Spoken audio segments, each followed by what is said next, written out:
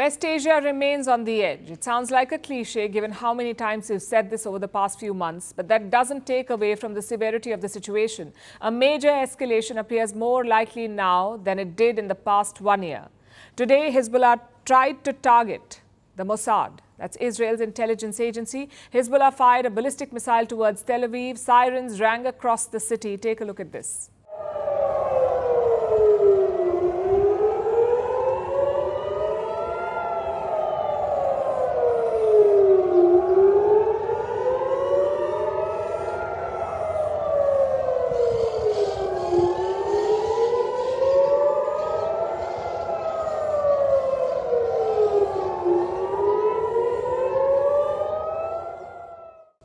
The missile was intercepted before it could cause any harm, but it wasn't the only one that was fired. There's been a series of attacks in the north too, near the Israel-Lebanon border. Cross-border attacks are intensifying there. Israel has launched a major bombing operation with large-scale aerial attacks inside Lebanon. Israel dispatched 250 jets.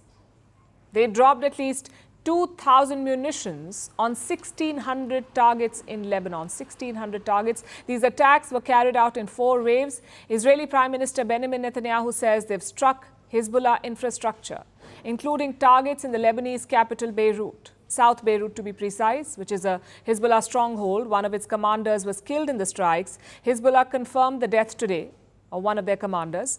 Israel claims that they've eliminated 2 more Hezbollah commanders. All in all, more than 500 people have died and over 1,800 are injured. Many of these are believed to be civilians. In fact, they seem to have suffered the maximum damage in these attacks. Look at these pictures. These were residential areas. These attacks from Israel have triggered a mass exodus in Lebanon. One report says more than 100,000 people have been displaced so far. Again, these are civilians, mostly those who had homes near the Israeli border. Before this time, there were no strikes taking place in our hometown. We used to hear sounds of strikes in our surroundings. The day before yesterday, strikes started getting closer and Israeli planes were in the sky.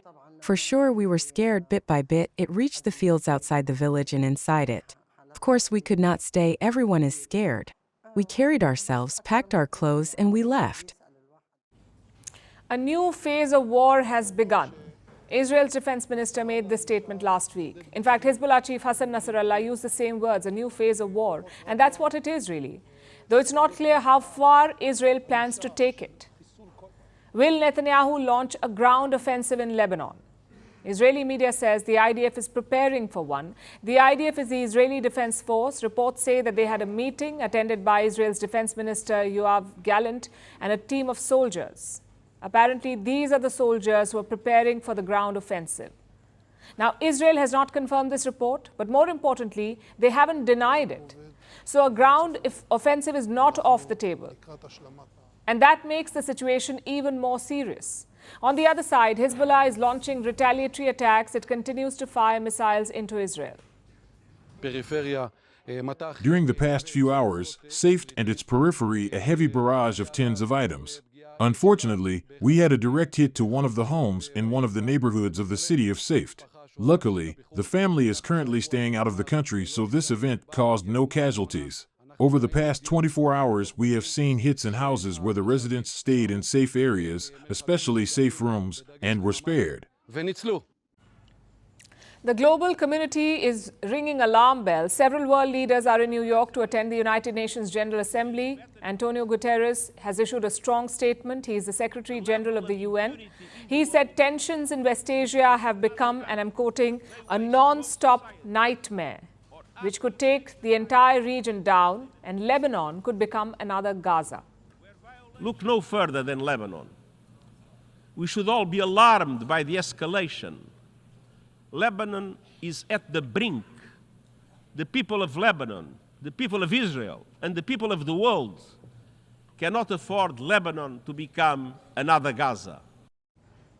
That was a powerful statement, but the repeated appeals also expose his limitations. The United Nations has no teeth. It cannot enforce a ceasefire in West Asia or anywhere else for that matter. So all Guterres can do is make appeals for de-escalation. The need of the hour is to break this cycle of violence, because if Israel attacks Lebanon on the ground, it will force the hand of the other side, including players like Iran.